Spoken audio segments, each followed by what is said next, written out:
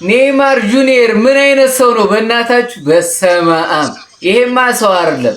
ክለቡ ሳንቶስን ትናንትና ከወራጅ ቀጠና መታደግ ችሏል ማለት ነው። ባስቆጠራቸው 3 ድንቅ በሆኑ ግቦች ክለቡ ሳንቶስን ከወራጅ ቀጠና መታደግ ችሏል። በጣም የሚያስገርማችሁ ነገር ደግሞ ኔይማር ጁኒየር ከ25 ቀናት በፊት የጉልበት ጉዳት አጋጥሞት ነበር ማለት ነው። ጉልበቶቹ ተለያይተው ነበረ። ሐኪሙም እግር ኳስ ማቆም አለብህ ወይም ለ6 ሳምንታት ከሜዳ መራቅ አለብህ ሲል ነግሮት ነበር። ኔይማር ጁኒየር ግን የልጅነት ክለቡ ሲወድቅ ማየት አልቻለም ነበር ማለት ነው። ባደረጋቸው 3 ተከታታይ ጨዋታዎች 6 ግቦችን በማስቆጠር ተከታታይ ድሎችንም በማስመዝገብ ኔይማር ጁኒየር የልጅነት ክለቡን ከወራጅ ቀጠና መታደግ ችሏል ማለት ነው። በሰማም በቃ ታለንት ነው ኔይማር ጁኒየር። ኔይማር ነው በቃ ምን አይነት ብራዚላዊ ነው። በሰማም ይለያል ማለት ነው። ኔይማር ጁኒየር ቀጣይ አንድ ጨዋታ ይቀራቸዋል።